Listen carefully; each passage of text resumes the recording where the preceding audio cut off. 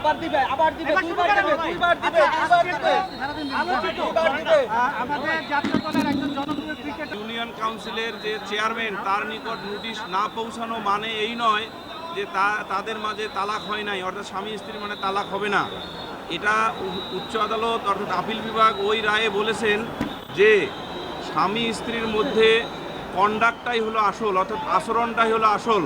সেই আচরণের ক্ষেত্রে মাননীয় আদালত সুস্পষ্টভাবে উল্লেখ করেছেন যে 2016 সালে তামিমা সুলতানা রাকিবকে তালাক দিয়ে সৌদি আরব গিয়ে কতদিন বাংলাদেশে অবস্থান করেছেন এইটা তদন্তকারী কর্মকর্তা কিংবা বাদী তার সাক্ষ্যে কোনোভাবে উপস্থাপন করতে পারেন নাই।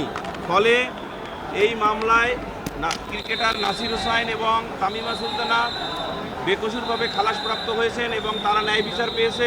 আমরা এই ন্যায় বিচারে সন্তুষ্ট এবং ক্রিকেটার নাসির হোসাইনকে বিভিন্ন মিডিয়া যেভাবে কলুষিত করার চেষ্টা করেছে, আমরা আশা করি আজকের রায়ের মধ্য দিয়ে তাদের মানে সচেতনতা ফিরে পাবে এবং তারা আর এই ধরনের একজন জাতীয় ক্রিকেটারকে মানে কলুষিত করার জন্য আর প্রচেষ্টা চালাবেন না। ধন্যবাদ সকলকে।